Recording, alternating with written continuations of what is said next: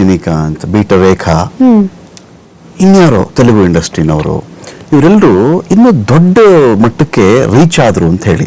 ನಮ್ಮ ಕನ್ನಡ ಇಂಡಸ್ಟ್ರಿನ ನಾನು ಚಿಕ್ಕದು ಅಂತ ಕರೆಯಲ್ಲ. ಅದು KGF, ಕಾಂತಾರ ಇಂಥ ಸಿನಿಮಾಗಳು ಬಂದರೆ ಇದು ಇನ್ನೊಂದು ಲೀಗಲ್ಲೇ ಇದೆ ಇವಾಗ. It is in a different league ಅದು. ಸೊ ಹಾಗಿದ್ದಾಗ ಅವರ ಆಶಯ ಏನು ಅಂತ ಹೇಳಿದ್ರೆ, ಇಲ್ಲಿ ಒಂದೊಂದು ಹೀರೋಯಿನ್ನ ಎಂಟೈರ್ ಲೈಫ್ನ ನಾವು ಈ ಆಧುನಿಕ ಸಿನಿಮಾ ರಂಗದ ಜಗತ್ತನ್ನು ಚೆಕ್ ಮಾಡಿಕೊಂಡಾಗ, ಹಿಂದೆ ಈಗ ಜಯಂತಿ ಅಮ್ಮ ಅಥವಾ ಲೀಲಾವತಿ ಅಮ್ಮ ಇವ್ರ ಕಾಲದಲ್ಲೇ ಬೇರೆ, ಒಂದೊಂದು 20 ವರ್ಷ 30 ವರ್ಷ ಮಾಲಾಶ್ರೀ, ರಮ್ಯಾ ದೊಡ್ಡ ಮಟ್ಟಕ್ಕೆ ಆಳಿದ್ದಾರೆ. ಬಟ್ ನವ ಡೇಸ್ ಏನಾಗ್ತಿದೆ ಅಂತ ಹೇಳಿದ್ರೆ, ಕೆಲವು ಸಿನಿಮಾಗಳಾದ ನಂತರದಲ್ಲಿ ಆ ಹೀರೋಯಿನ್ಗಳು ಕಾಣಿಸ್ತಾರೆ, ಇನ್ಯಾರೋ ಹೊಸ ಪ್ರತಿಭೆ ಅಂತ ಹೇಳಿ ಅದರ ಹಿಂದೆ ಹೋಗ್ತಿರುವಂಥ ಕಾಲಘಟ್ಟದಲ್ಲಿ ಅಲ್ಲಿ ಟ್ರೈ ಮಾಡಿದ್ರೆ ನಿಮ್ಗೆ ಇನ್ನೂ ಕೂಡ ದೊಡ್ಡ ಮಟ್ಟದಲ್ಲಿ ರೀಚ್ ಆಗ್ಲಿಕ್ಕೆ ಅವಕಾಶ ಏನು ಅಂತ ಒಂದು ಆಶಯ ಅಷ್ಟೇ. ಸಿ, ನೀವ್ ಹೇಳಿರೋ ತರ ಎಲ್ಲಾ ವೆಲ್ ವಿಷರ್ಸ್ ಗಳು ಯಾರ್ಯಾರಿದ್ದಾರೆ, ಇನ್ಕ್ಲೂಡಿಂಗ್ ನೀವು ನಂಗೆ ಎಷ್ಟು ಬಾರಿ ಅಡ್ವೈಸ್ ಮಾಡಿದೀರಾ, ಎಲ್ಲರೂ ಅಡ್ವೈಸ್ ಮಾಡಿದ್ದಾರೆ. ಇನ್ಫ್ಯಾಕ್ಟ್ ನಂಗೆ ಆಪರ್ಚುನಿಟೀಸ್ಗಳು ಕೂಡ ಬಂದಿದೆ.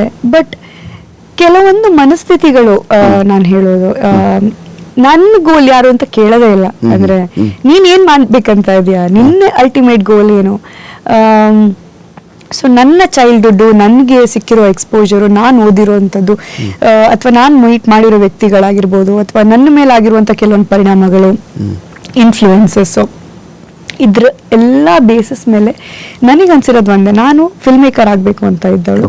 ಅಫ್ಕೋರ್ಸ್ ಆರ್ಟಿಗೆ ಯಾವುದೇ ರೀತಿಯಂತಹ ಬ್ಯಾರಿಯರ್ಸ್ಗಳಿಲ್ಲ. ನೀವು ಹೇಳಿರೋ ಥರ ತಮಿಳಿಂದ ರೇಖಾ ಮೇಡಮ್ ಅವರು, ಜಮಿನಿ ಗಣೇಶನ್ ಅವರ ಸುಪುತ್ರಿ, ಅವ್ರು ಹೋಗಿ ಬಾಲಿವುಡ್ನಲ್ಲಿ ಮಿಂಚಿದ್ದಾರೆ. ಇವತ್ತು ಅವರು ಒಂದು ಸಿಲ್ಕ್ ಸ್ಯಾರಿ ಉಡ್ಕೊಂಡು ಬಂದರೆ ಅವ್ರಿಗೆ ಅಷ್ಟೇ ಜನ ಫ್ಯಾನ್ಸ್ ಇದ್ದಾರೆ.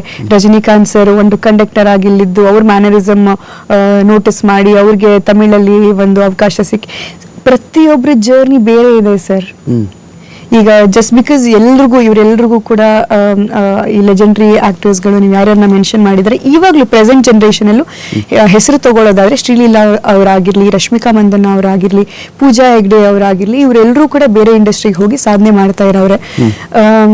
ಬಟ್ ನನ್ನ ಉದ್ದೇಶ, ನನ್ನ ಇಂಟೆನ್ಷನ್, ನನ್ನ ಒಂದು ಏಮ್ ಏನಿದೆ ಜೀವನದಲ್ಲಿ, ಇಟ್ ಇಸ್ ಸ್ಲೈಟ್ಲಿ ಡಿಫ್ರೆಂಟ್.